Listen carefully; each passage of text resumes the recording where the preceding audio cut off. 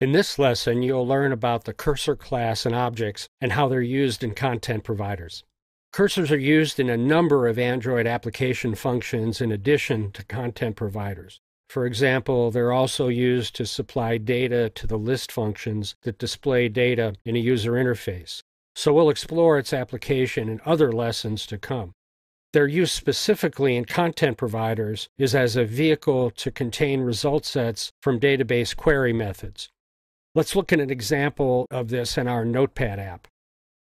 In the Notepad provider class at statement 259, the return from a query function is defined as a cursor. Now let's look down at statement 317, where a cursor C is defined as a result of a query to our SQLite database. Next, in statement 328, we use the setNotificationURI method of the cursor class to tell the cursor what URI to watch for changes in source data. And finally to statement 329, where the cursor is returned as a result of this content provider query. Remember, we'll be studying more about database queries in our lessons on SQLite database functions. And now back to the sequence of cursor uses. It's a little hard to follow, but what's happening is this. Remember our content provider classes and objects graphic that you see here. The cursor is being used to carry the result back through the chain of query methods to the content interface. So what happens next with the cursor there? To understand this, let's look at more detail about the cursor class and objects. The cursor provides read-write access to a result set returned from a database query. And here's how the access is carried out with cursor methods. First, there's a group of methods that tracks and moves the cursor along the rows of the data subset, such as move to first, move to next, move to last, etc. There's a second group of methods that can pull data out of the subset using a column index parameter. And notice that the data can be pulled in any primitive data type, such as double, float, long, etc. The third group of methods operates on the data subset as a whole, such as getting a column count and getting column names. So what happens is that a cursor is returned from a query and passed to functions that use the cursor to work with the data in the result set from the query, such as the cursor adapter in our Notepad app, which is used to list the notes that we see on our user interface.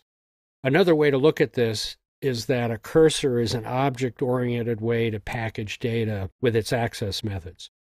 And now let's look at some examples of the use of a cursor in our Notepad sample app. In the Notes List class at statement 103, the cursor is retrieved using a wrapper class managed query. And managed query was deprecated, that is, replaced in API 11 with the cursor loader class.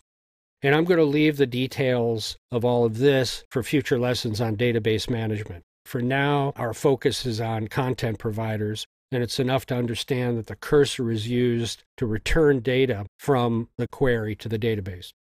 Now, further on in statement 128, we see that a cursor is used in a simple cursor adapter to supply data for a list view object that displays data on the user interface. And the simple cursor adapter was also deprecated in API 11 in favor of the cursor loader. And I'm going to leave the discussion of these objects for a future lesson on the user interface and list displays.